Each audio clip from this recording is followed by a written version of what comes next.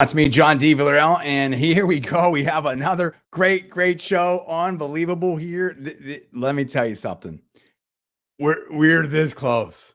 We are this close. We may even be there. I'm just not prepared to say it today yet. But I mean, this is hilarious. This is glorious. This is the polls are collapsing for Kamala Harris. The polls are collapsing and have collapsed for Kamala Harris. Today, Trump is going to be on the Joe Rogan podcast. I don't know if we're going to get clips today or not. Trump's done Flagrant. He's done All In. He's doing Rogan. He's done Theo Vaughn. I mean, there's just so many, he's done so many different things. I think he's done the Nelk Boys. I mean, he's just done so many different podcasts, so many different interviews. And we have out there reports that Kamala Harris has refused, just turned down the Rogan podcast. I think her spokesperson was on, I believe, CNN. I think Aaron Burnett. I don't know. I got to double check. And said that she's not going to do it. Now, we're going to be joined by Paul Villarreal here in a bit. He's going to call in. He's just putting up some content. Let's start with where we need to start. And let's start with the polls. The polls right now are telling the story. And I told you, I said months ago, she cannot campaign. She's not great out there. Now she's out there with Obama. And tonight she's going to be with Beyonce. They had Bruce Springsteen. It doesn't matter, dude. Lizzo, Megan Thee Stallion, like nobody cares. Nobody cares. Okay. So let's start with the polls. And in fact, I may be able to find this too. Mark Halperin on his two-way had, some undecided voters in Pennsylvania on this latest, campaign push by the Harris campaign, and just falling flat. Just flat. In fact, it's starting to turn people. This one person said it's turning him towards Trump. So let's go right here. RCP average. And Rich Bears in his podcast was talking today. Mark Mitchell from Rasmussen's been talking. A lot of pollsters are out there. A lot of things are happening. But let's go to the RCP average here. Now, I believe, according to Barris, let's go right here. There we go. That now we have this New York Times poll and CNN poll that just dropped. They're showing a tie. Now, I think Bears was talking about it's actually really Trump +1 in the New York Times poll when you add in the other candidates, third-party candidates like Jill Stein, RFK still on the ballot, some places, things like that. So that may be the case. That's very interesting here. But even, Bears was talking about that. We can get into that maybe a little bit later. Maybe. I'm going to try to keep this a little bit shorter.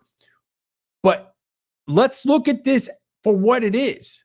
As it stands here, okay, you have a tie. This is unbelievable. You have a tie right here in the RCP average at this point in the election. And to understand how monumental that is, you haven't had a Republican presidential candidate win the popular vote in a long time. I think it was George W. Bush. Maybe I got to go back and check that out. I mean, it's been a minute. It's been a long time. Okay.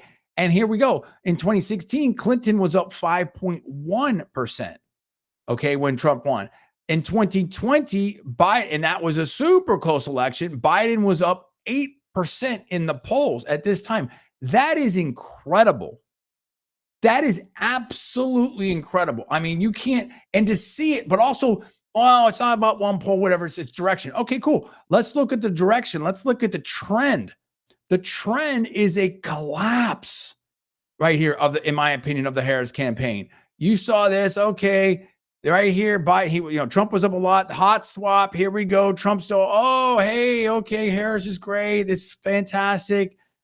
Trump's bad. Okay, all this stuff. And then all of a sudden, right here, October 5th, boom, you get the Trump. And then right here, October 12th, Trump's in just overdrive and Harris is collapsing. And I think what you have here, you have different explanations for that potentially. And this is all my personal opinion, speculation, etc. Number one is you've got, some people have said that some of these polls have not been accurate, right, or as accurate. And we've seen the accuracy, and I can maybe go to it later in terms of real quick politics for a variety of reasons. Maybe some people the sampling's off. Maybe there's a bias. Maybe there's a narrative, and this is all hypothetical. I'm not alleging anything, and but also as Barris and others pointed out, and Rasmussen and others, and it's very hard to poll people now. You've got the media that has so, in part, contributed potentially to this hyper partisanship where people are afraid to say that they're voting for Trump. In fact, I think I saw something. Let me see if I can find it here. Sachs or Andreessen or one of these people, I've got these other things teed up. We're saying that like 90%. Oh, there's Paul. 1 second. Okay, hold on 1 second here. I'm right in the middle of this. We're talking about how the polls are where the polls are right now. We're also talking about venture capital. We're talking about how it's tough to poll people because a lot of people, a number of reasons. One is that things have changed in terms of people are on the cell phones now. People don't want to talk to pollsters. It's hard to find the voters or get the right sample. The other thing is that people are some people are still shy or scared to say that they're voting for Trump. I think you're on now, Paul. Go ahead and talk and see if we got you here. Yeah. I just posted this up on my profile. Can you hear me okay? Go ahead. You're great. Go for it. Yeah. So you're right about that. That's one of the reasons why Richard Barris, our bud, is so good, because he's so much better at reaching people in the current polling environment with cell phones and online. And he's also really good at getting through the kind of the shy Trump voter thing, based upon like using the right type of questioning to get real answers on to get around the bias issues. Right. So that is happening, and it's good we're talking about it. And right. So there's a lot of interesting polls coming back right now. There's no doubt about that. I have to talk about this because this looks like it's potentially breaking news here. CNBC. And this is going to help frame the situation. We'll come back to the polls right here. I mean, you can see, as I've been going over it before we leave this, the absolute collapse right here of the Harris campaign from a point perspective. So let's frame this again, very hypothetically, not alleging anything. Maybe there's bias in polling. Maybe the methods have not been updated in how to do the modern, polling the modern day voter, with the cell phones, with the, away from the home, all that type of stuff. A lot of people not having landlines, etc. Maybe there's a shy Trump voter, and all these types of things. But put all of that aside. So that's a whole bucket of potential explanatory causations. The second factor that I've seen here is as we rounded past Labor Day and we get closer and we're into October, people now are getting a chance to see these candidates. People are now focusing on this, and they're saying, you know what? These Trump town halls, JD Vance, the media said one thing, but I'm seeing something different. And even interviewers, even Andrew Schultz from Flagrant, even Charlemagne, hey, I saw this ad and this Trump ad. I mean, we're seeing the message and the record and the competence of the Trump campaign breaking through. And also we're seeing tough times. Conversely, Kamala Harris was lauded. Oh, she's so great, whatever. And I said, Danny Green is famous. She is who we thought she was. I mean, and other people are starting to say this now. Like, look, 6 months ago, 12 months ago, nobody had this. People had a different opinion had a different opinion of Kamala Harris.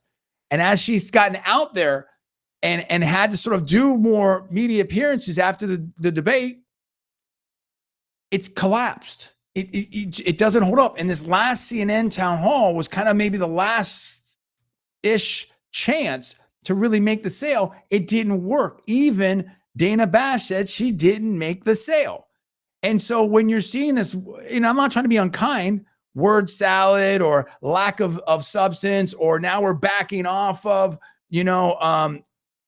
some of the policies that we said that have been pretty controversial that Trump has made ads about. I'm not going to get into the details here. And we're seeing this whiplash of policy changes on the border, on this. I mean, we have the tape. of her. I mean, it's just so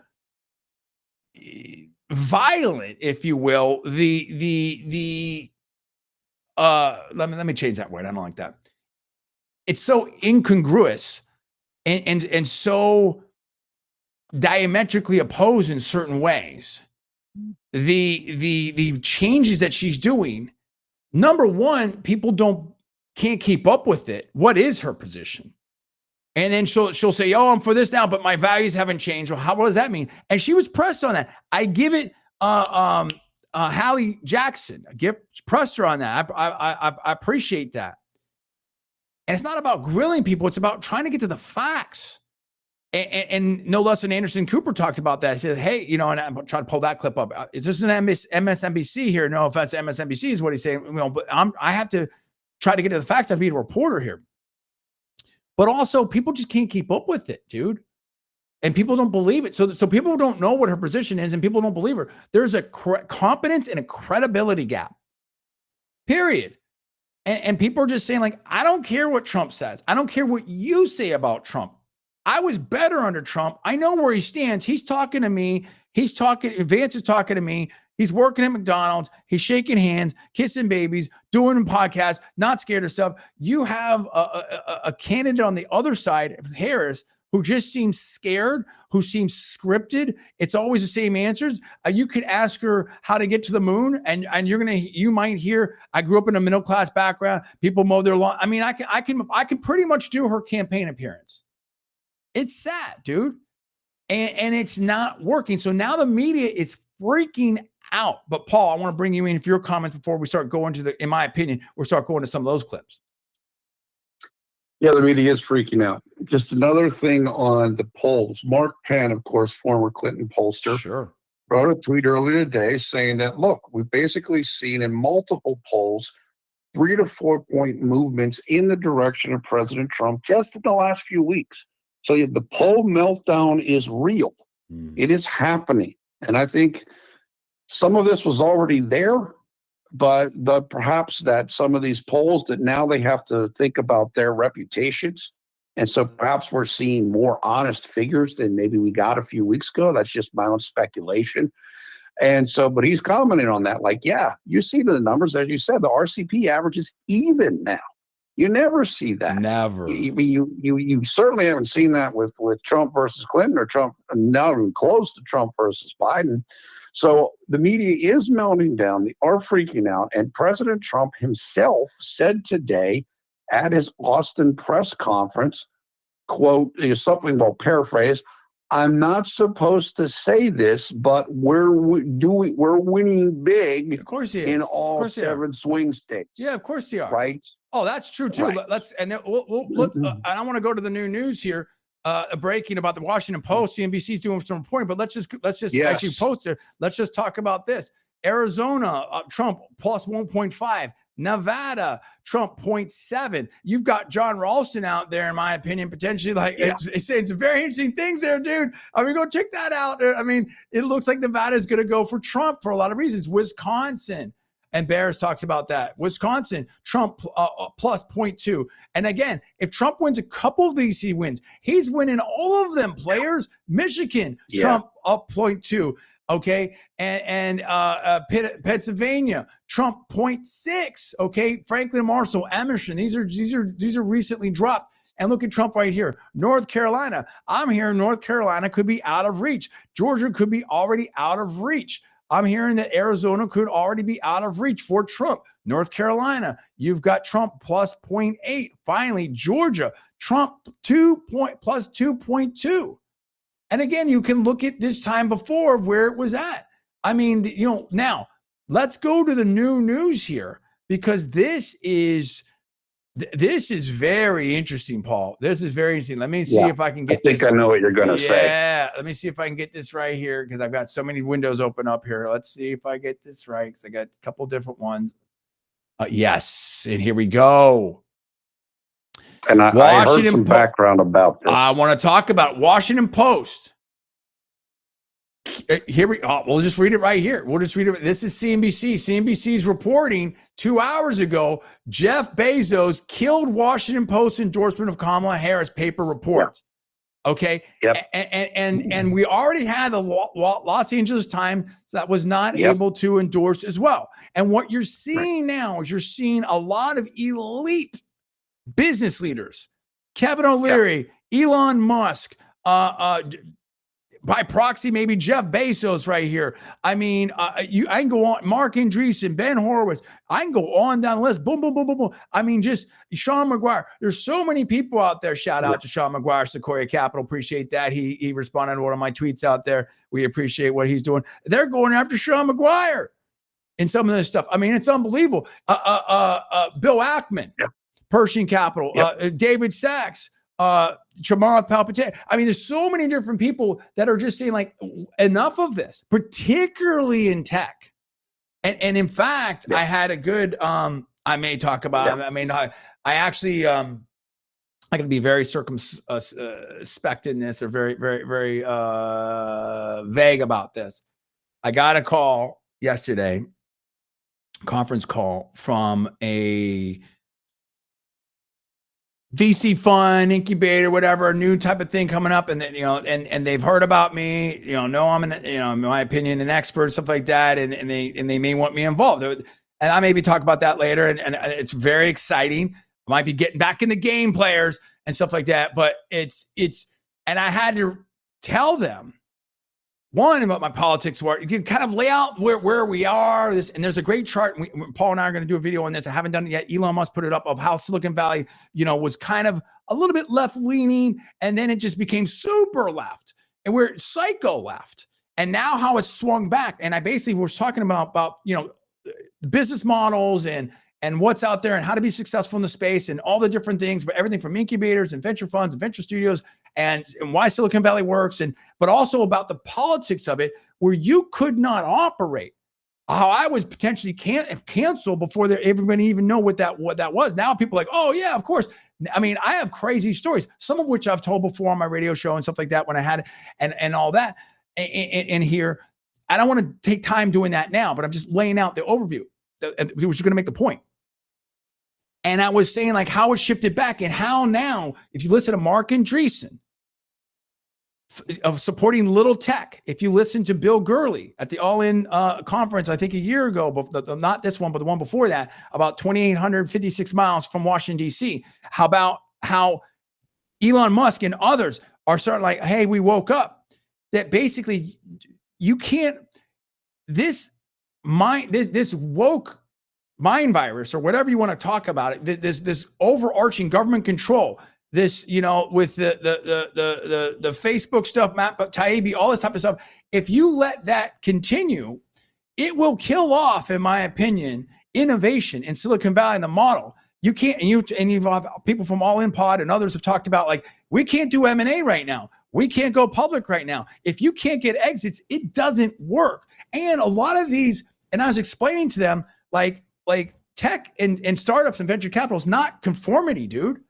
It's anti that. It's, hey, IBM's doing this, or big companies doing that, or Intel's doing this. We think we can do it better. We think we can do it different. We think we have a way to innovate. We think we have a way to disrupt. It's not conformity. And what Bill Gurley was saying in the All-In Pod, I'm kind of taking a swerve here to explain why I think, in my opinion, potentially why Bezos is doing this and others are doing this. And what Bear Gurley said, and I don't want to, it's very much worth watching. It's like a 20-minute speech. The reason why Silicon Valley works so well is because it's 2,856 miles away from Washington, D.C. That regulation protects the incumbents.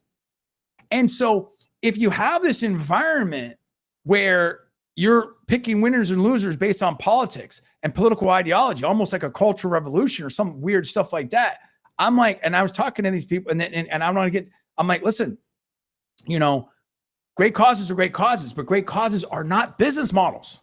Or they're rarely business models. There might be the exception here and there, whatever, like that. Like, hey, I don't want to come up with, an example, but it could be like, hey, this is our cause and we're going to make a great business out of it. You could have the one-off like that. That's fine.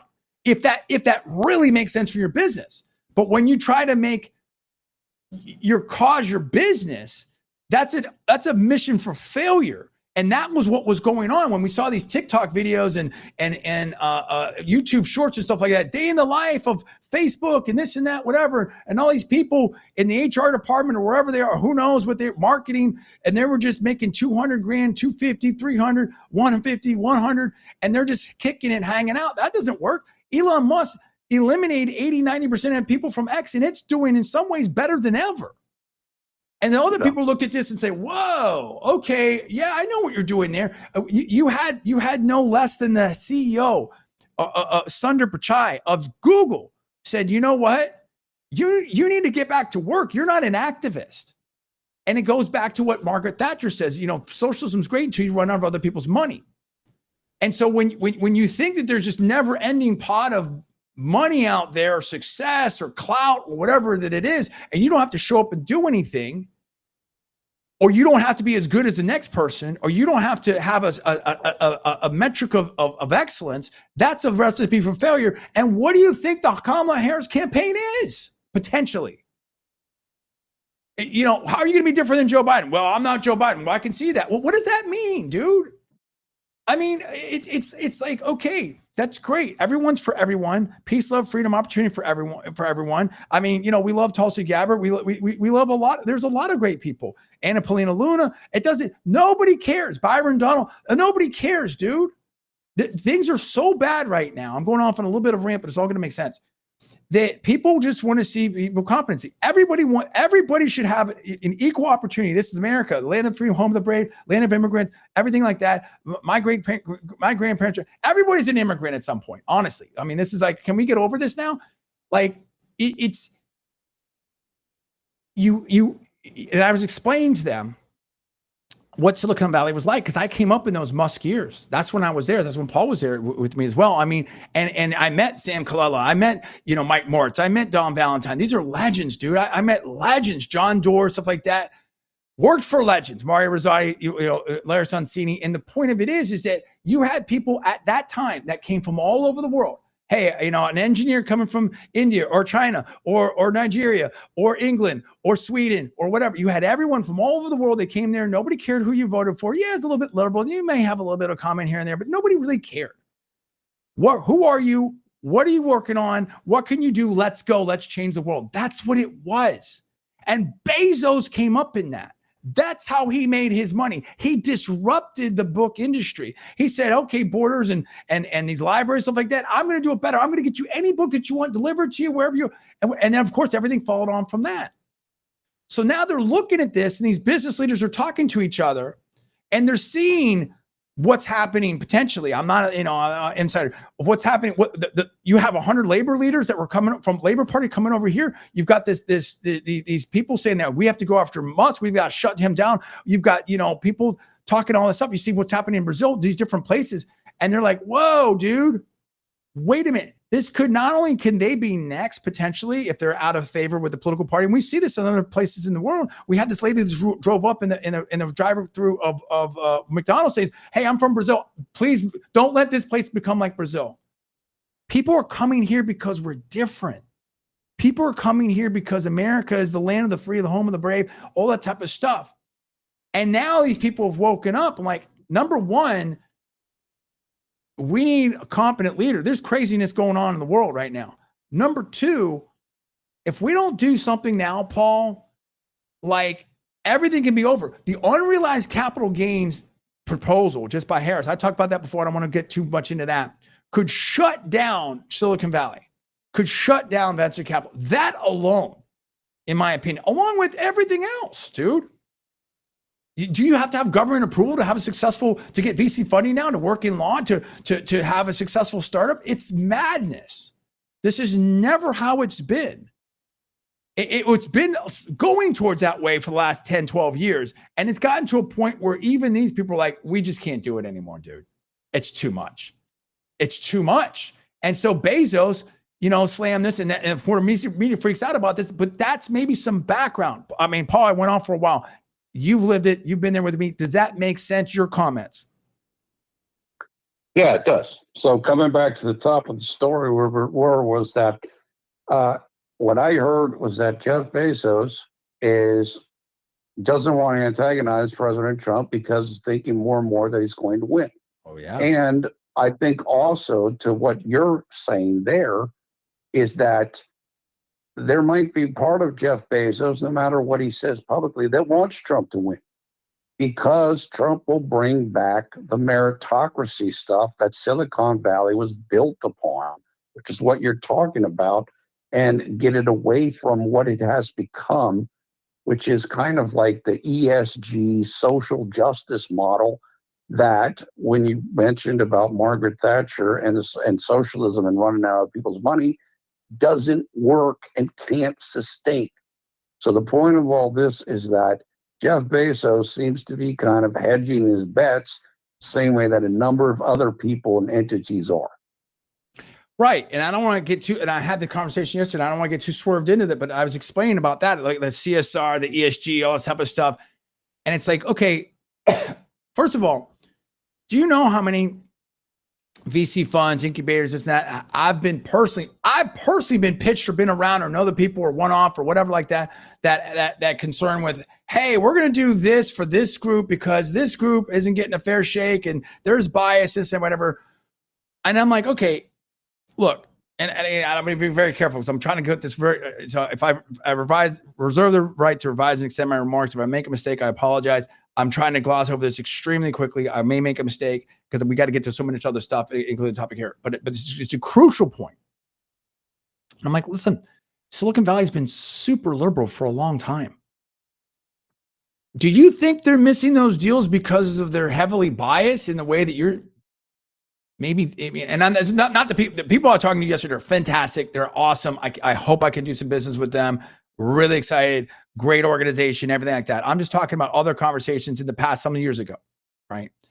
When this thing was like at the height and people were raising this money and stuff like that. I'm like, well, what about, okay, that's cool. You have a cause. What about the business? How does this work? How are you going to be better than Kleiner Perkins, Sequoia Capital, the all-in besties? How are you going to be better? I've had those questions asked to me when I was in venture capital, like, why are people going to use? And I had an answer for that, a business answer for that. And now, don't get me wrong, everybody misses deals, right? Everybody misses deals for a variety of reasons. The biggest thing where there's, if you will, there's bias, and I'll say this and I'll move on to everything else, in venture capital, in my opinion, is in the schools that are funded. So I think I may be getting this a little bit wrong, but if you don't come from Berkeley, Stanford, Harvard, MIT, that's, I think, if I'm not wrong, somewhere around roughly half of all VC investment. So if you're not in those schools, if you're in those schools that, but you're not in those schools, then it gets a little bit, maybe it gets a little bit harder. Now there's reason. Now you could say, but here's the other thing, players. You could say, well, those schools aren't a perfect proxy for engineering talent or technical talent, whatever like that. I know that's not an easy argument to make, right? I mean, yeah, there's been some wokeness and yeah, there's been some issues as we've seen in the news and Bill Ackman's talked about, and there's different controversies and whatever like that. But I mean, you still have insane talent, like those are elite schools for a reason.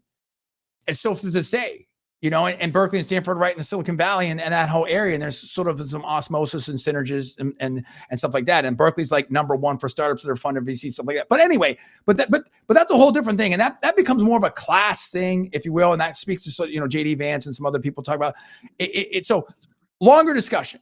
But the point is that, yes, Paul, I do think I think that makes sense to me. I think people are now starting to hedge bets because it looks like Trump's going to win.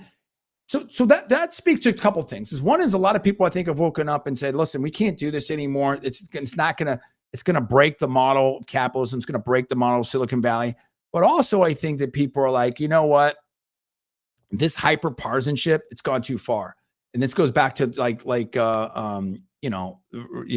Michael Jordan, Republicans buy shoes too. But some people can't give it up. And now the media is freaking out. And to me, it just shows you how far over the skis, how far into the twilight zone that we've gotten here, because it's just like these news. Listen, Tim Russert, the legend, was a Democrat. I think he worked for Tip O'Neill, stuff like that. But dude, he was like a fair, I'm not saying he's perfectly fair. No one's perfectly fair. I'm not perfect. We're all biased, right? But I mean, like you try to, it's gotten so psycho now, Paul? Let me play some of these clips and get your reaction to him here. I don't even know where to start. You've got Mika Brzezinski melting out. And again, I don't know. Some of these people, some of these people are freaking out so bad. There's one thing of some lady going up to someone and berating her. I may or may not play it. There's some choice language in it. For that she's going to vote for Trump.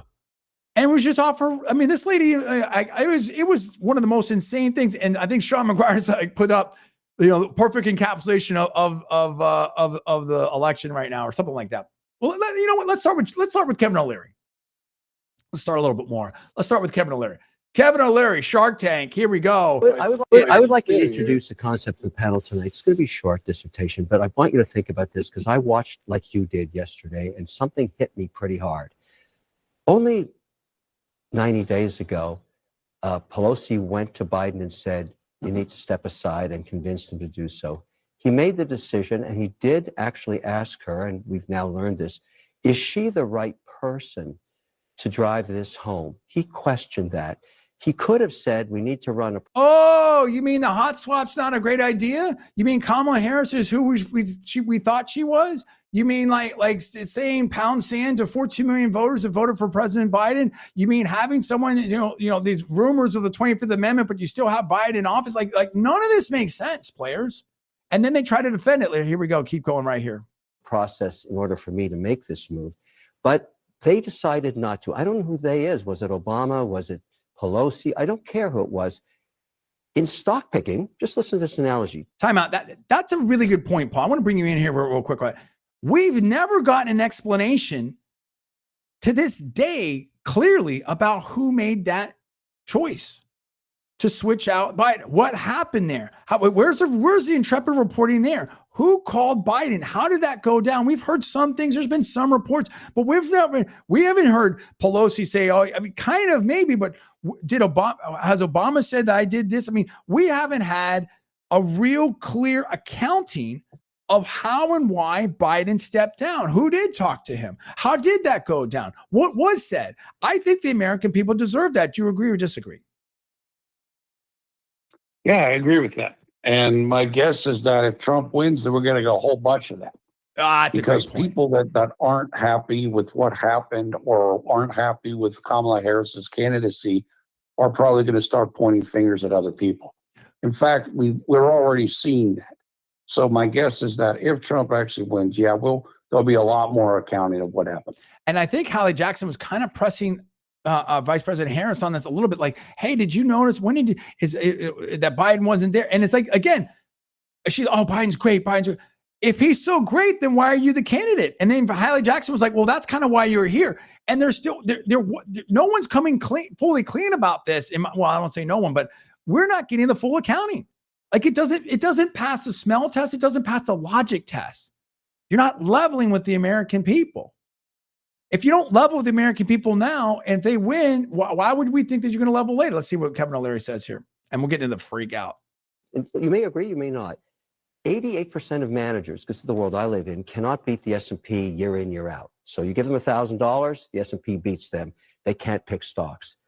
This is the second time the Democratic Party has circumvented democracy and chose. That's not true. Yes, it is. Hillary Clinton was chosen, and she had Bruce Springsteen too. And what happened to her? And now we've chosen. Kevin, Hillary Clinton won a primary. Okay, she won a primary. Who cares about Hillary Clinton? Well, that's not the point. We're not talking about that. He may be right or wrong about that. I don't care about that. It's like the point is that they hot swapped, Kamala Harris in there. It makes no sense, dude.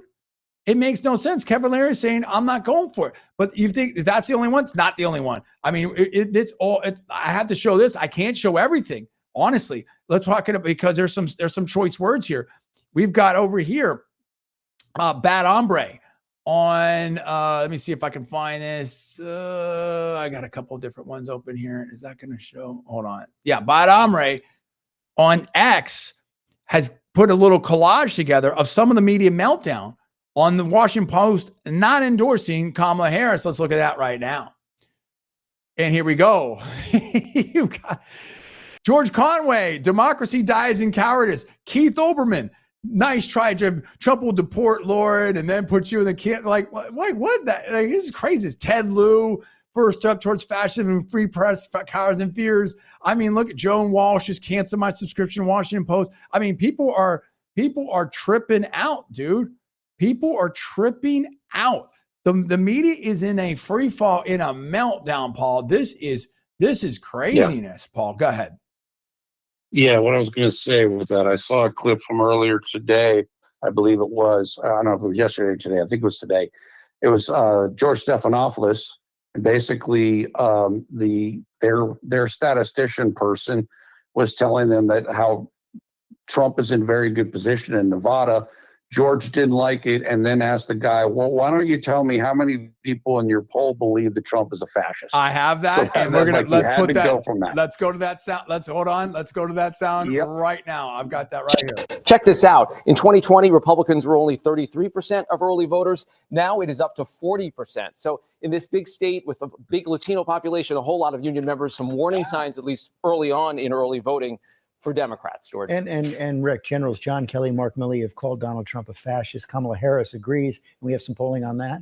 Check this out. In 2020, Republicans were only 33%. I mean, what does that have to do with Nevada, George? You're tripping out. It has to do with George is losing the narrative Look at his, and he doesn't oh my gosh, the dude looks hashtag sad, bro.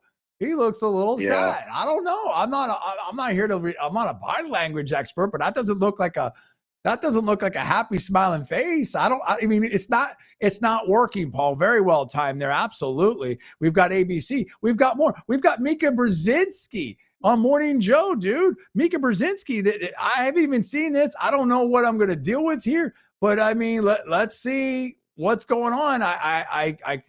Let's go. His cozying up to dictators. Hat tip Colin Rugg, reposted by Kyle Becker. Here we go. Big Brzezinski, Morning Joe. We've got the little stuff right. His obsession with Hitler that has now come out, what he has said about our veterans, and what he wants to do with the military against his political adversaries. It's all huge news. This is. Come on, Mika. I mean, come on, dude. He was in office 4 years ago. Everyone was fine. How many wars were we in there? Who got locked up then? How was the economy then? You just got to stop, dude. I mean, look at this, dude. The future that we're looking at in the next Trump term, if there is one. But this is what voters know right now, that he is killing us. I'm talking about us women. He's killing us. Oh my! He is putting us at risk. He is making us afraid to have babies. Hold on. I didn't even know how unhinged this is. This is crazy. In my opinion, that's where they're at, though. This is where it's at. I can't even play. I mean, I'll play maybe 5-10 more seconds. If it doesn't get better, I got to get out of this. This is crazy. He is putting our reproductive health at risk, and some women have died already. See, here's the deal. In my opinion, the Democrats were, and I apologize for that. That's too much. I just can't even the Democrats were going to run on abortion, Roe v. Wade being overturned, and J6 and democracy, and none of that's working. Now, I mean, obviously, abortion is an issue, and it's an effective issue out there in the elections, and Democrats have run on that. But if you look at the hierarchy of issues for the general public and voters, I think immigration number one, economy number two, or inflation. I mean, those three are the top three, basically. Abortion's not there. And the J6, the democracy stuff is way down, much lower than that. Am I correct in that, Paul, or do I have that a little bit off? Yeah, you're correct about that. There's some polls showing it, abortion a little bit higher up, but in general, you're right about what the top three are. Yeah, and so that's the thing right there. So I mean, it's not working, dude. It's not working, and it just goes forward. Now you have, well, let's go to this, and you have Mark Halpern. I got to try to find that clip from Mark Halpern. I think RCP has the clip of it where well, actually, let me try to find that now. If it was what I do that, that's probably the way to go. There is. Let's see if I can find that here. Hold on a second, because what's good about that is it's showing in the swing states that, look, they're talking to voters. It's not happening, dude. It's not happening. It doesn't.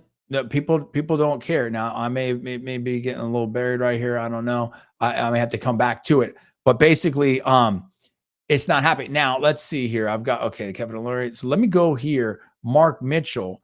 And yeah, so I've got like, hold on. Is that it? Yeah, maybe I can go to that. He's got the longer clip up on YouTube, but it's like a 20, 35-minute thing. And I'd be guessing to kind of sort through that at this point, but we may do that anyway. Let's go to Mark Mitchell. Mark Rasmussen reports right here. And right here, so when the blowout is coming, the race isn't even close. It's not neck and neck. Mark Mitchell, Rasmussen reports, trust me, bro, serious amounts of cherry picking going on here. So you're seeing people that know that, Paul, this is not getting close. We could be seeing a blowout. We could see an electoral college blowout on this. What do you think? Where do you think we are in this point? Well, from what I've seen in the early voting, I think that North Carolina, Arizona, and Nevada look extremely good for Trump. Now, of course, people know that apparently Maricopa County in Arizona is going to count 10 days after the election. I know there's concerns and different worries, but those three states look extremely good right now. Georgia also looks very good. I think we'll know more about Georgia and where we stand with our early voting after this weekend, just to see like what kind of like church, people going from church and this type of voting, souls to the polls. We're going to see a little bit where that is at. Right now, Georgia also looks very good. So basically, all the Sun Belt's looking very strong for Trump. What you're seeing now with like people are calling it coping with some media outlets. I know New York Times did this, is the claim that Trump could win the popular vote but lose the electoral college, which of course is the opposite of what we've been told for months. And the thinking of that is, hey, Trump is doing better with the black vote. He's doing better with the Latino, Hispanic vote. And so that's more important in the Sun Belt. The Rust Belt states, the blue walls is demographically more white. And so he's not, he hasn't really moved with those voters, and that the increases with Latinos and blacks isn't going to matter as much there. Maybe she can squeak out wins in those three states. Quants that I have seen and pollsters like Barris is saying, no, that's probably not going to be the case. But this is kind of the stage of the race that we're at, the stage of denial / acceptance that we just heard Mika Brzezinski engaging in, where you're just kind of going into pure desperation and panic mode. And I look, nothing's done till it's done. People need to get out there and vote. If you have an early vote, send your ballot in or go vote early in person. But all trends are going in one direction, as Mark Penn said as I said about him a few minutes ago, and that's where it's at. What I'm showing right here, Charlie Kirk has put up Arizona data update, election return so far. Republicans are up. Republicans are up in early voting, 71,634 votes. Big action right here. You can see this just really going up there. We know Harmeet Dillon's on the ground over there. I believe she was. A lot of things going on. I mean, and again, we haven't even had the Joe Rogan podcast yet, players. We haven't even had the Joe Rogan podcast. Listen, if you're listen to me, right, we're live on Rumble. Shout out to Chris Pavlovsky, CEO of Rumble. They have just increased the bit rate and quality for the streaming Rumble Studio. Appreciate that. We're doing it. Can't wait to see this back. Also, shout out to YouTube, Facebook, X, live on all those platforms. We'll repost to LinkedIn, and we're seeing a lot of movement here. I mean, there's just a lot of stuff happening. I want to go to Mark Halperin at this point. Mark Halperin on his X is saying a couple of things that kind of dovetail with what I'm saying right here. And what is this right here? New polls show real movement at the end towards Trump, which suggests voters are deciding. That's what I'm saying. It's happening right now. Let's see if we can go. I'll try to go to that here sound here in a second here. See if that works. Yeah. Okay, good. We get little clips here. We'll do that right now. 1 second here. Let me just tee this up. Mark Halperin in his own words. Let's see what he had to say. It's significant. New York Times dropped their last poll. It's significant. Not just because it's the New York Times as a brand, but it's considered a pretty good poll. And the direction is clear. 103, please. For those of you who haven't seen it. The direction is clear. Previously, Kamala Harris was up in this poll. Now it's a tie. Okay.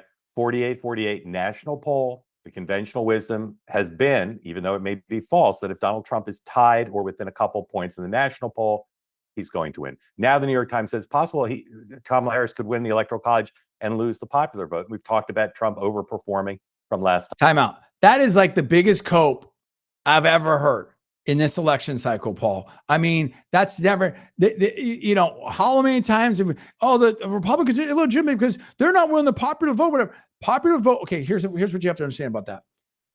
Democrats have huge advantages in New York City. It's not even in the states. It's really more of even cities. Maybe the state of California, I guess, but California and New York alone allow them to run up huge totals on the popular vote side. But particularly when you look at cities like New York City, San Francisco, and LA, the fact that they may lose, it's been this way for like 20-ish years, that the Republicans might lose a popular vote, but they win in the Electoral College. So the idea that somehow that the Democrats are going to lose a popular vote and win the Electoral College vote is farcical at best, in my opinion. Your comments? It's a joke. In fact, I was just looking at one of the quants that I follow, and he was basically talking about a GOP pollster trying to say, hey, she's going to do better with white working class. No, she's not. And I am here in Pennsylvania in an area that is rural, and I guarantee you, she won't come. She is not going to exceed what Biden did. I don't think Biden did okay. He did better than Hillary did. If you think that vote is going to help her, you're just have no idea like how rural right working class people vote. And again, I'm here on the ground level. I can tell you right now, they're not voting for her. Couple It's things just not going to happen. Not going to happen. I'm going to go back to Mark Halpern. I want to say a couple things right here before we. I'm going to finish this one. We've got a nice audience right now on Rumble. Nice audience right now on YouTube. I appreciate that. Obviously on X, we're going to go that. I'm going to do some mentions and some thank yous here as we start getting ready to wind down the show. We still got lots of show left here at this point. Right here, let's continue with Mark Halpern. Time in the big blue states that could make him a bigger popular vote winner, but still lose the Electoral College. Possible. Two reactions I want to show you to that poll. First, Ron Brownstein, 102. He's pretty pro-Harris, but he's a great political analyst. You think he might be pro-Harris, Ron Brownstein? How would you think that? He says that this shows Kamala Harris, the New York Times poll, she's matching Joe Biden with white voters, but she's doing less well with people of color, particularly Latino voters. Okay, time out. I want to say something. And I kept talking to Paul about that last night. This is the insanity of the logic. This is the insanity of the logic of the left right now. We know that Trump is making inroads and gaining in comparison to past elections and Republican stuff like that. Trump is picking up African-American voters, picking up African-American men by a lot, picking up Latinos almost tied. Trump is increasing margins by rural voters or casual voters, or I haven't voted before, stuff like that. Trump is doing well with younger voters, Gen Z or people that are on the podcast, the digital age, stuff like that. He's winning in all these years. Now I just saw something where he's gaining with women. How in earth can the Democrats lose major voting demographic blocks and think that somehow they're going to win? It's nonsensical. We had a razor thin election last time in 2020. So Trump is picked up in 3, 4, 5 key demographics, and the Democrats think they're going to win. They're out of their minds, Paul. I totally agree. Again, like Mika, like some of what we're seeing from the media, other media, this is, again, in my opinion, it's cope. Because as the walls keep closing in and the early voting gets clearer and we're seeing the numbers and we're seeing the overperformance with GOP aligned groups and underperformance with Dem aligned groups, this is what is left to try to tell your base things are okay, it's going to work out. And really, I think implicitly it's keep hope alive for the top of the ticket, but please go out and vote for down the ballot ticket. I think that's a lot of what this stuff is. We'll get to that. So let's finish with Mark Halperin. And that's back to, remember when Harris replaced Biden, and after we saw some initial data, there was a thought maybe Harris is stronger than Biden in the Sun Belt states, weaker in the battle in the Rust Belt. This poll and other data suggest no, back to clear number one path. And remember, she did not pick Josh Shapiro, your sitting governor there in Pennsylvania, Paul. Huge mistake. Huge mistake. Big, massive mistake, dude. Massive mistake. It's mistake after mistake after mistake after Exactly. mistake. Bad performance. I'm glad you said that. I'm sorry. I don't want to interrupt. No, I just want go. to say this is a series of mistakes. Picking Tim Walz. Oh, my Not God. having a true message. I mean, again, the messages are all over the place. I mean, again, I'm here in Pennsylvania watching her ads. I can tell you there's no consistent theme. Whereas Trump is out there hammering the border, hammering the economy. He's on message for months and months and months. She'll run a message for a week, then it's another message. And it's just not resonating, here. I can tell you that right now. As you said earlier in the show, Democrats are now coming to terms with she's run a bad campaign and she is not a great candidate. And so they are having to try to win the presidential election in spite of her and try to save down ballot in spite of her. Yeah, I mean, they're having a Biden out there.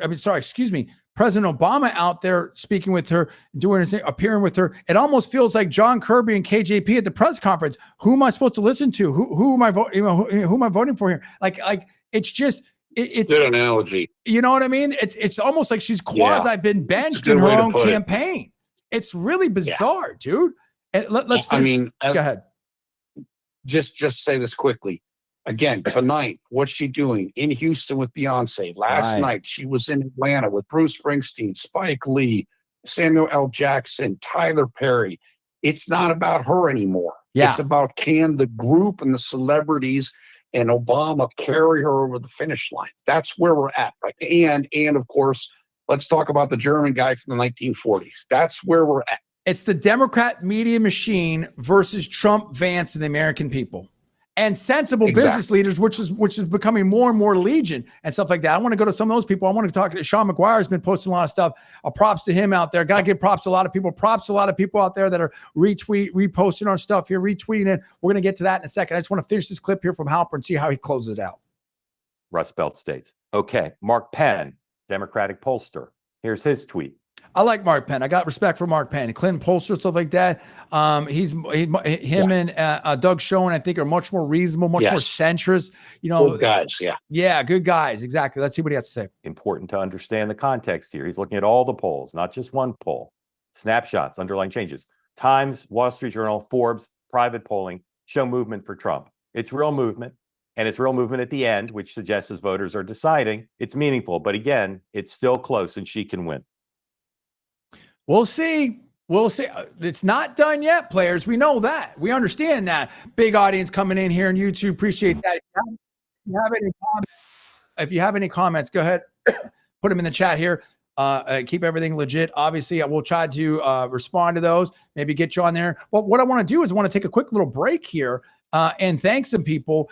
We've got some movement here. We've got over 100. We've just passed 100 interactions or landed on 100 interactions on X. Definitely appreciate that. 100 interactions right there. Thank you to Christy Leitner here. You can go follow Christy on X, Leitner over there. Okay. And she's like and reposted that. Thank you to Naomi Jenkins, who's reposted that and commented saying incoming to colossal collapse out there and reposted that. We appreciate that. So thank you for Michael Hoster for following us. We definitely appreciate the fans out there. Definitely appreciate that. And obviously the fans also on YouTube, on Facebook, on X, and the rest. So yeah, so I want to talk about that. I mean, there's a lot going on here, dude. Now this focus group, I don't know if I'm coming in that's at the right point. I'm going to try here. I have to find a couple different spots here. You had this focus group because it's that Mark Halperin did. And let me just see here. I'm just going to, before I open this up, the whole one, I'm going to see if he little clip up. Oh, and then It's on with two-way. I'm on with two-way here, but it was like I want the clips. I don't want the 35-minute thing. I think I can kind of parse through it. We're gonna try. There was a clip. There was yeah, somebody put it. I put it up. I know that. Yeah. Oh, you've got on yours? Yeah, it might be buried a little bit though. Yeah, okay. Let me see. I can probably find that. So stay with us here. So I'm going to try to find what Paul put up, just because it's going to be a lot faster if I do it that way.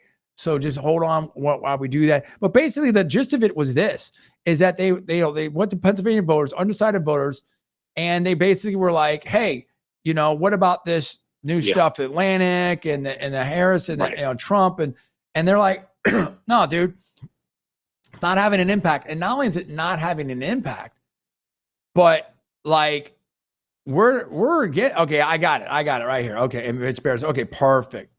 Okay, here we go. So give me a second here, and that it's having the opposite effect, and that's the point. And this is what I was trying to say before. The more she campaigns, the worse it is. Here we go. Oh, and let me just say this before we get into that. This is why it makes no sense.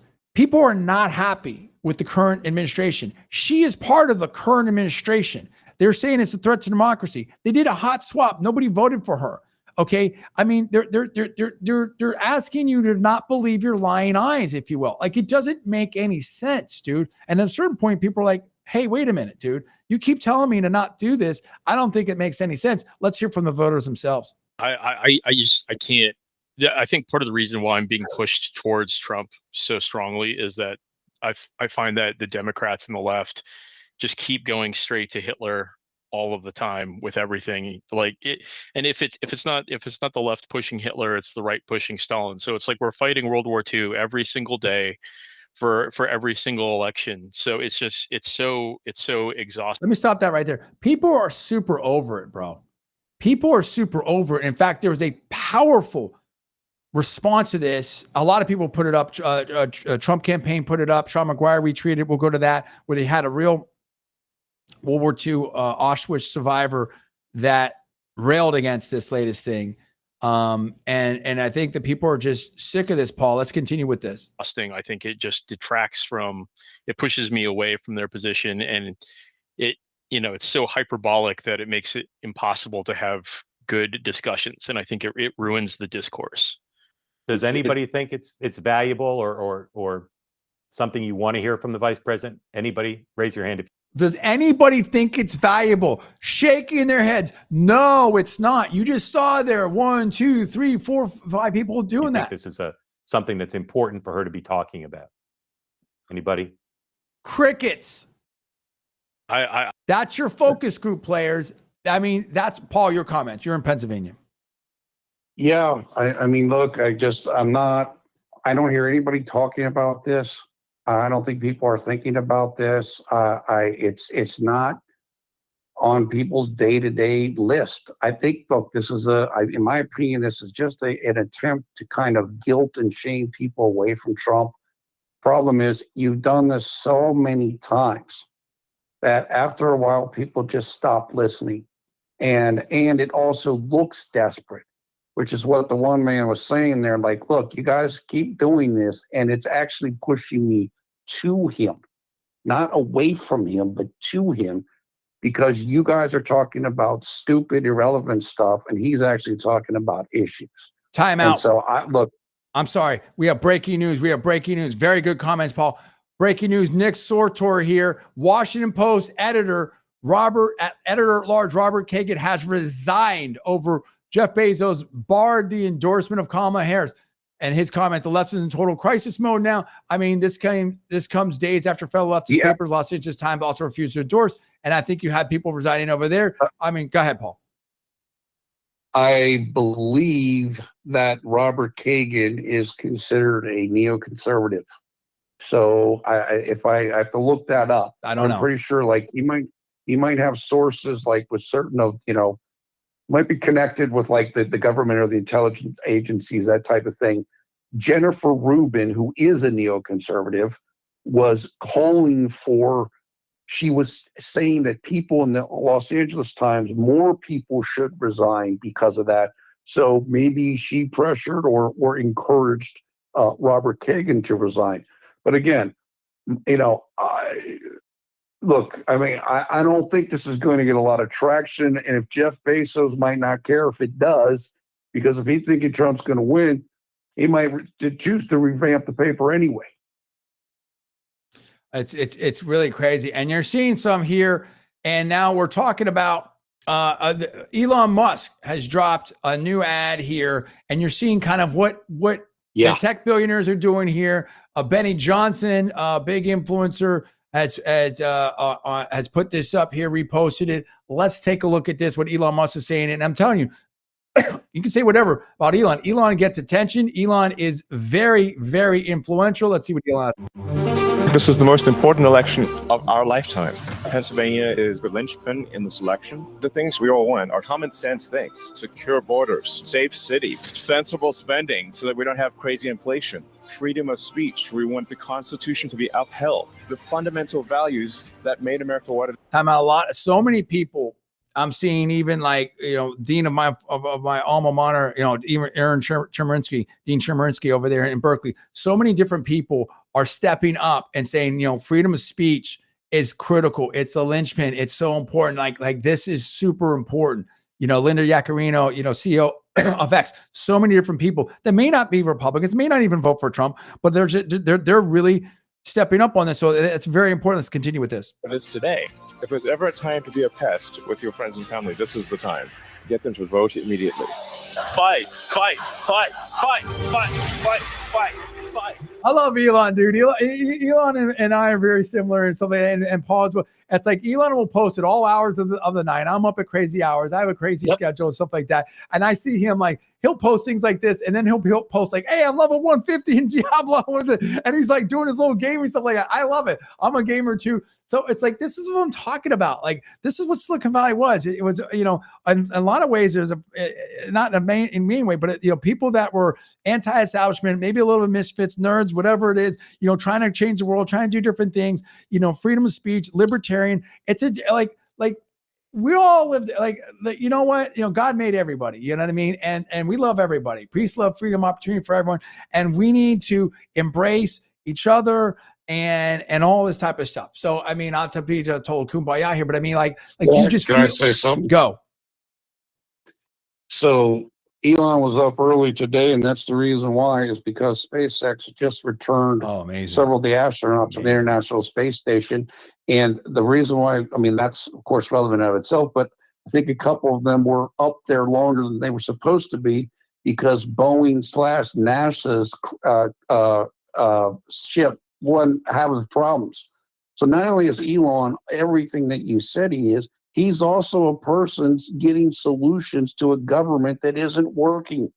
It just clarifies the issue that, like, these are the people that are backing Trump. So do you want the people that are with Trump, or do you want the people that are with the government that isn't getting stuff done? Yeah, absolutely. And to your point, Paul, Nikki Haley here. Nikki Haley's even coming around and stuff like that. If Nikki Haley's coming around, that might tell you something right there. That might tell you something right there about who might be winning or who people think are going to win. This is from Team Nikki Haley. This dropped about a day ago. Let's see that. And then I want to go to Sean McGuire. What you see is people who love America, who are genuinely concerned about the future. I came away with complete faith of how blessed we are. What I always hope and will always fight for is the core principles of the Republican Party need to be there. It's the idea of freedom. It's the idea of capitalism. It's the idea of making sure that government was intended to protect the rights and freedoms of the people. I have to make a decision between two. I don't have the luxury of dealing with anything else. Right, exactly. I mean, we've, as Elon said, as I've said, and Sachs has said, it's an A/B test. We've had Biden Harris in office, and we've had Trump in office back to back. Where do you want? Which one do you want? Which one do you think is better? Which one was your family safer? Which one did you have more rights in? Which direction are we going here? Let's hear the rest from Nikki Haley. My daughter complains about groceries. I care about that. When my son is worried about getting a job and how he's going to afford insurance, I worry about that. when I look at what's happening on the border and safety, I care about that. So Let's continue. And you know what? Good for you, Nikki Haley. That's an effective ad. Your team did a good job there. Good for you, Nikki Haley. I like that. We're getting a big audience here on Rumble. Still continuing with a strong audience for us on YouTube. We appreciate that. I want to go to Sean McGuire here. I want to go to Sean McGuire because he had oh, wait a minute. Hold on. Wait a minute. Okay.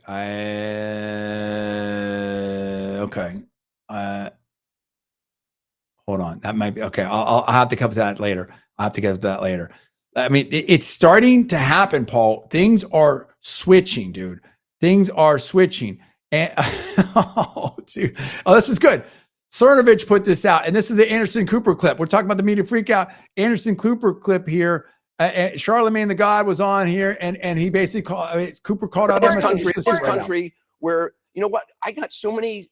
I don't look at comments about myself, but I was looking up some comments about my grief podcast, and I came across this whole inundation from people who are Harris supporters saying to me online today, like, how dare you? What a betrayal that you would ask her these questions. No, and I'm like, you misunderstand what my job is. I'm not on MSNBC, and no disrespect. What they do is they're very talented, but I don't watch it. I'm not interested in watching what these overpaid, blow-dried anchors think. And dude, he punked him out, Paul. He punked him out straight up right there. And like, I mean, people understand it's over, dude. It's not over, but it's almost over. And you know, this craziness is not a business model. To that effect, I have to go to this real quick. I mean, everyone's jumping on the scene, and we're all thinking in the same way in a lot of ways. David Sachs, big venture capitalist, friend of Elon, ex PayPal venture capitalist, has said something about Jeff Bezos. This just dropped like 5 minutes ago. David Sachs right here. Jeff Bezos built one of the most useful companies in the world. The staff of the Washington Post built nothing and need to be subsidized. What did I say about Margaret Thatcher and socialism? Socialism is great. You run out of other people's money. Parasites need hosts. Hosts don't need parasites. If the builders simply assert themselves, it's game over for the radicals. I said it about a month ago, maybe a couple weeks. I don't know, somewhere 2 to 4 weeks ago. This is going to be the Atlas Shrugged election, Paul. This is going to be the Atlas Shrugged election. People have had enough. The people, the leaders, the builders, the successful people, the venture capitalists, you know, the startups, they've had it. They've had it, dude. It's too far, Paul. Your comments. Yeah, look, and I'm glad David Sachs is encouraging Jeff Bezos, which is basically what he's doing there. Look, what people know is that I very recently, I think the Washington Post tried to change their editorial staff, and there was revolt about that. And so I think what David Sachs is basically saying, and we've seen this, like I think with Google, where they kind of put their foot down after a while, you can't let the employees like take over the ship. In other words, you can't have these kind of constant protests and revolts and all this stuff where they're swaying what you want to do as someone publishing the newspaper. Sure, ultimately your decision, and honestly, it's your responsibility. If you think that that's the right thing to do, then you need to kind of hold the line. I mean, look, the first thing that comes to my mind is Reagan and the air traffic controllers. Oh, great! They thought that they were going to pump Reagan out, and he turned the tables on them. At some point, like David Sachs is saying, you as the owner, the manager, the steward, you have to make the call. And if people don't try to buck you in making that call, then you still got to make it. So I'm glad that he's kind of backing up Bezos here, because as you said earlier, Bezos is a giant. He is influential. Absolutely. No matter how far he's kind of strayed off the path of that, he's a great man. Absolutely. There's no question. No question. Atlas Shrugged. And I'm going right here. I'm showing right here. Sean McGuire, a venture capitalist at Sequoia, partner at Sequoia, Caltech physics PhD, super smart guy. Responded to me the other day saying he's writing a long banger for him right now. And I had posted to him about, you know, that looking forward to his commentary and stuff like that. Let's go to, so I mean, Paul's got some top people following him and doing stuff. I've got some top people following me and doing stuff. And we thank you out there in the audience. And that's what I like to say. I'm nobody. I just know a lot of things, know a lot of people. And we are very connected in my opinion. Let's go to Sean McGuire right here because he posted some stuff here on that thing. Let's see. Wikipedia. Okay. Wikipedia is controlled by far left activist Elon Musk. I mean, you know how crazy it is? Wikipedia is still, best of my knowledge, I'm not alleging anything, whatever like that. I mean, my personal opinion, I'm not sure Wikipedia to this day acknowledges that I was one of the first co-hosts of GameSpot TV. It's insane. I've got like there's people that saw me there. There was other websites there. I was doing the shows. I have the videotapes of it. At some point, I'm going to transfer those to digital. I have the receipts, players. I've got the paychecks. And you have all this, and just making a point. It's not about me, but it's like if you've got all this stuff. Oh, this person was almost on it, and this person was.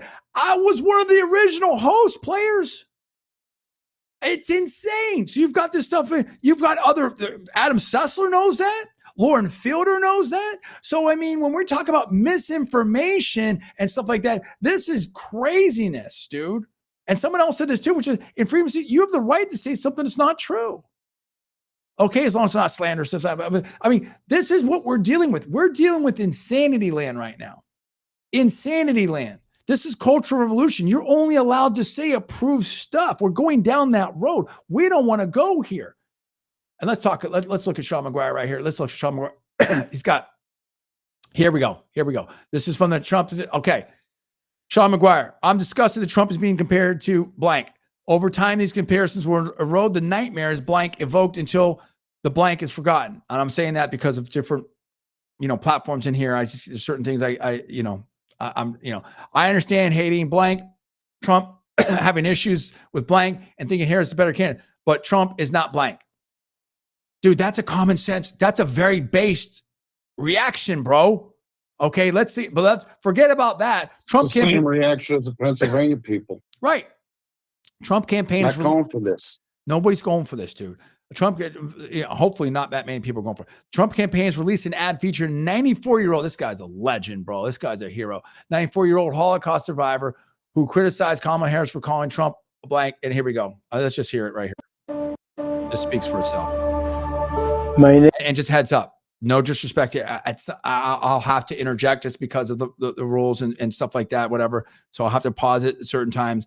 I will do that as minimally as possible. My name is Jerry Wartsky. I'm 94 years old and survivor of Auschwitz and the death marches. Adolf Hitler invaded Poland when... Can I just say something right here? You can already feel this guy's a legend, bro. This guy's an absolute hero. This guy's been through so much and seen so much. And it just makes you think like how far we've come as a human beings, right? And the kind of crazy stuff that can happen if we don't stay grounded and stuff like that, and how important places like America and Israel and other places and really are, but also how God loves everybody, and we got to treat everybody, with respect and dignity and sanity and stuff like that. And we can't let ourselves get to this crazy place. And what happens is governments. Anyway, I don't want to say more than that, but it's just, we need good government, obviously, and stuff like that. But it's just like, when you start dehumanizing other people, that's a bad spot, dude. That's a bad spot. You need to be able to listen to people, talk to people, hug it out. Let's hear from this legend right here. When I was 9 years old, he murdered my parents and most of our family. I know more about Hitler than Kamala will ever know in 1,000 lifetimes. God. For her to accuse President Trump of being like Hitler is the worst thing I've ever heard. I just want to say this again. I mean, God bless this man. Okay. And I'm so sorry that he went through what he went through. That is an absolute tragedy. I don't know. I mean, I really am like loath to even say anything in this, but I mean, I have to interject and give my commentary. But thank goodness we have people like this that have seen the horrors, that are able to speak out and try to cool the temperatures. We had a situation where, Paul, and I'll get your commentary and we'll go back to this legend right here. we've already had 2 attempts on President Trump.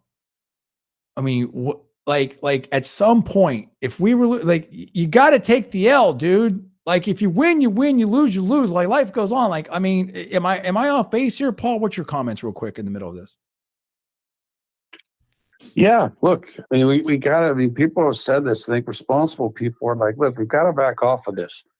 Because the truth is, one of the things is if it becomes more clear or more likely that Trump is going to win, then responsible journalists and outlets have a duty to, one, prepare people for that, and two, calm things down about it.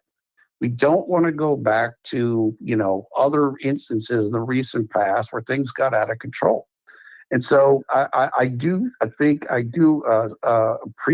that man talking about this, because again, we've seen what can happen in recent, the stuff with Trump, and we don't want any instances of that. We don't want to have things just get out of hand. So yeah, I agree. Yeah, absolutely. We need peace. We need peace in Ukraine. We need peace in the Middle East. We need peace everywhere. We need political calmness here. Let's hear more from this legend. In my 75 years living in the United States, I know President Trump, and he would never say this, and Kamala Harris knows this. She owes my parents and everybody else who was murdered by Hitler an apology for repeating this lie. Why should the Jewish people support President Trump? Because he's a mensch. I believe that President Trump is definitely going to be good for Israel, because in everything that he's done up to now. Can I say something else? I mean, and this is the thing where, like, you can't get to a point politically where the ends justify the means and stuff like that. And I'm not accusing anybody of that or anything like that, but it's like, we have to fight about. And JD Vance, I think, had some great comments about that, Paul. And I just skimmed through it, but are you aware of that, where he just did the town hall and said, listen, I mean, afterwards, and you got to hug people or whatever like that. And that's what, like, these are your neighbors. Like a lot of our Pauls and my family are very liberal. You know what I'm saying? Like if I wouldn't, you know what I mean? If they wouldn't talk to me, if Trump would, like that's just craziness. Like you can't be in this spot right here. Let's see the rest of this commentary right here. I want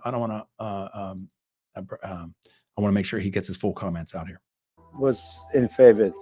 He never double-crossed anyone, and he never showed any weakness. So what he said is never double cross anyone. The importance of keeping your word, the importance of keeping the campaign promises. And then listen, I mean, things change, new data comes in. It's not easy being a politician. But I do think that it's very important, Paul, at that point right there, how he mentioned that Trump, I believe, I could be wrong, I don't think I've ever seen or heard of a president in my lifetime, or even historically, that has made and kept as many campaign promises as President Trump. I think he had a website in the first time where promises made, promises kept. Am I right about that? Yeah, I'm pretty sure he did that, and he has done a great job with that. I mean, that's the thing. If Trump doesn't say a lot of stuff, if he says something, he's going to do it, or he's going to try like heck to do it. There's no question about that. And you've got clarity about what he stands for. And I mean, how many people feel, at least on the Republican side, feel burned about, like, hey, you said you're going to be a conservative, and then you disagree with the Democrats or whatever like that. It's not about not being able to get along. It's about, like, how do you, if the voters feel like they're bamboozled, hey, I voted for X, but I got Y. That's not where you want to be. That is how representative of a republic are we having that? How representative is that kind of representation? I'm sort of using the same word, but I mean, let's finish this. Watching President Trump pray for the hostages at the Ohio and spend time with him so meaningful. He has always stood with the Jewish people and the state of Israel. So there you go. I mean, very, very powerful ad there, Paul. And I think he just had, and I have to find it. I think Trump also just had an interview where he was saying great stuff about, the Arab people and stuff like that. And I don't want to get into all that, but I mean, this was just Here we go. You know what? Let's just. I think that's important. Let's play this right now. This is Al Arabia, and it just shows again. If you're going to be president, you're going to be president for everybody. Okay. And right now, I do have to announce. I believe we have our biggest live audience ever in Rumble. We appreciate that. We thank you out there. Let's go with President Trump's comments right here. Interviewed by Al Arabia News. This is recently. Become a grandfather soon. Congratulations Thank again. you very much. That's right. And your grandchild is going to be I do apologize. I'm getting this in mono. I don't know if it's stereo, but I'm just going to continue with it. half Arab or Lebanese. That's true. So how do you feel about that? I'm happy about it. Okay, I great. have many friends who are. So his daughter married a Lebanese person, I believe, or Lebanese American. I don't know the specifics of it, but I think that's what. Let me replay that again and let that play. I'm just warning you. I think this might just be mono. I do apologize for that. But let's play this out. Congratulations Thank again. you very much. That's right. And your grandchild is going to be half Arab or Lebanese. That's true. So how do you feel about that? I'm happy about it. Okay, I great. have many friends who are Arab, as you say, but from different countries, but Arab. And I'm very happy about this. Smart. They're very warm people. It's a shame what's happening over there. They're the warmest people. Michael's father's so great. His mother's so great. They're friends of mine. Michael's such a great young man. He's so great. He's such a smart guy. That's a leader right there. That's someone that wants to be president for everyone, in my opinion, Paul. And someone that's not afraid to deal with and talk about tough issues. Your comments. Yeah, look, I'm looking at something right now that came out within the last hour and a half, where the Lebanese American mayor of Dearborn, Michigan, Abdullah Mahmoud, a Democrat, will not endorse Kamala. Wow. And apparently made comments rebuking her for, in his words, exacerbating the Middle East conflict. Wow. Right here, Mason It's just Tim. everything's starting to break. And you know what? I Everything. just want to say this Go. quickly. Go.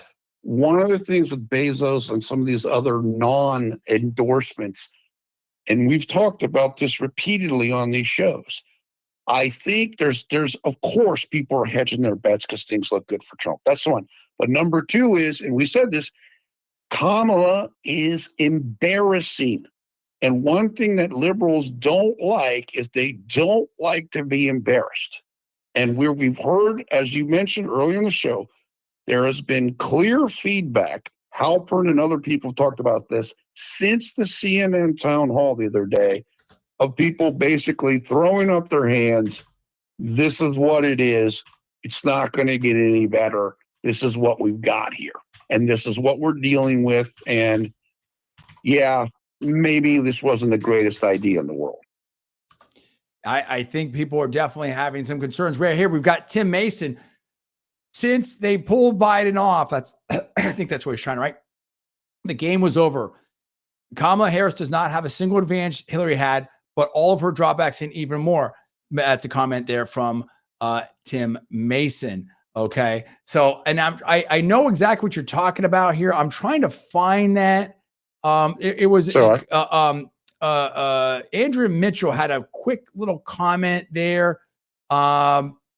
Oh yeah, we know what it is. And he basically, yep, go ahead. No, I was just saying. I mean, you could say what you said. No, so basically, what Andrea Mitchell was saying is that she talked to business leaders, and they just don't think that she's really up for the job, and not that impressive. It's what I believe she said. If I remember correctly, I'm not alleging anything, and so it's just not happening, dude. Now, of course, she's going to get some endorsements from business leaders, and of course, business leaders like some like her and stuff like that. But I'm just saying that there's an issue here, dude. Yeah, and I'm telling you right now, I'm reading a thing. Just some information from the Rich Bears podcast today. Basically, what he said is the undecideds I am polling in Pennsylvania and Michigan hate the 1940s German guy attacks on Trump, and these attacks may backfire. Voters are asking, why are these attacks happening a week before the election? In other words, they're seeing through this. They don't like this. I've got that Andrea Mitchell right here, and we'll let her speak for herself right here. This is from the Trump War Room. Here we go. Andrea. And I think they've got to double down on doing more interviews and serious interviews.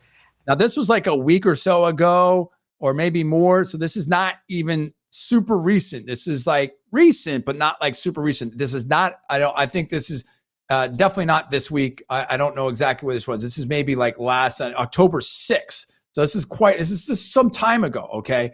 So we already were seeing it back then. Here we go. Because what I'm hearing from Democratic and Republican business people and a lot of men, and she's got such a big problem with men. I think there's an undercount of the Trump vote. I think that there's an undercount of the Trump vote. She has such a big problem. This is October 6th, players. Let's see what she says. there's misogynation in all of this, black and white men. Big problem, but also the business world. They don't think she is serious. They don't think she's a heavyweight. They don't think she's serious. They don't think she's a heavyweight. That's the business world. That's Andrea Mitchell, players. I mean, come on. I mean, it's like who's married to former Fed Chairman Alan Greenspan, I believe. I mean, Paul, let's wrap this up. And we appreciate the audience. Really been hanging in there. This is our biggest Rumble audience that's hanging in there the whole time. We really appreciate that. Appreciate everyone next. Appreciate the comments. And Russ, where are you at? I mean, we can see, in my opinion, the media is freaking out.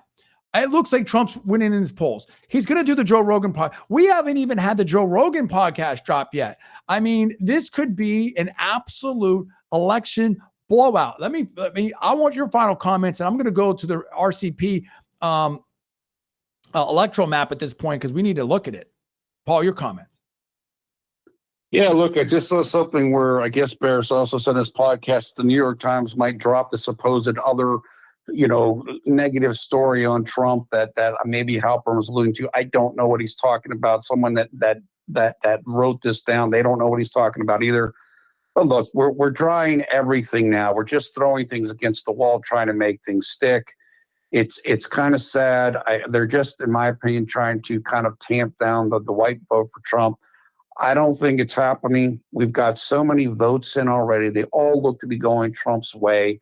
And, things right now today look extremely good for President Trump. I'll just say that. Here we go. RCP, no toss-up states. RCP, no toss-up state electoral college. Trump fans 312, Harris Walz 226. However, Paul, I am now hearing reports, and I know you are too,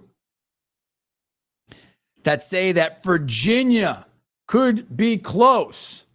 Could be close. I'm hearing New Hampshire could be close. I'm hearing that there's some things that may be shifting right here. If you bring in Virginia, New Hampshire, that's another 17. I mean, we could be looking at 331. We could be looking at a big electoral college blowout. I think we're going to be with you. We appreciate the audience. We're going to be with you. We're going to be talking throughout probably this weekend, certainly next week. We're going to be covering this Joe Rogan stuff. If you haven't subscribed, please subscribe. Please check me out on Twitter and Paul as well.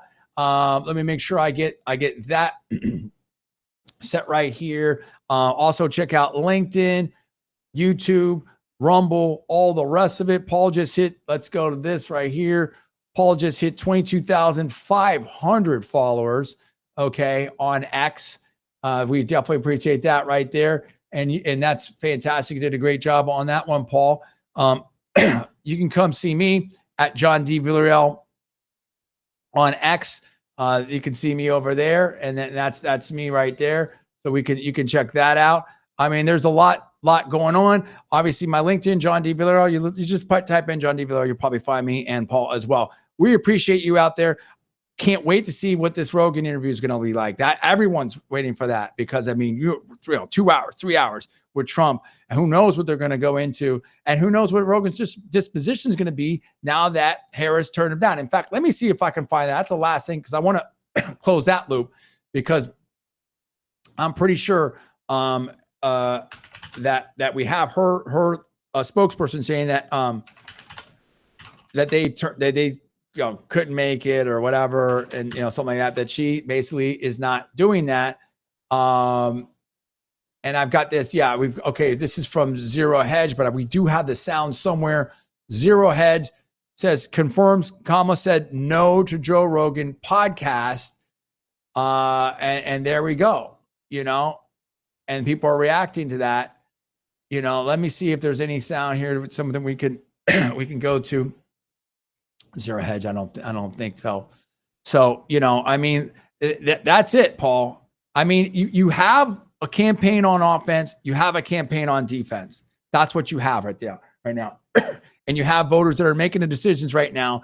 And I just don't, we're not ready to make the call yet, but I don't see what turns this campaign around for Harris. Do you? No, like I said, that's why it could be a thing of, again, New York Times maybe trying to run something. But again, you just put out 3 things and they don't seem like they've done anything. I mean, at some point, it's just not going to work anymore. And I think, you know, we're going to start seeing even perhaps more politicians pulling away from her if soon. That would be my expectation if this keeps up. Listen, we went an hour and a half here, like 3 times as long as I thought we were. We appreciate, X, Rumble, YouTube, everyone hanging in there for us. We will repost this. I will post this up on my LinkedIn. I'll pin this on my Twitter. Appreciate everyone out there. Definitely appreciate you there, Paul. For Paul Villarreal, I'm John D. Villarreal. Thanks so much. I am John. We will see you next time.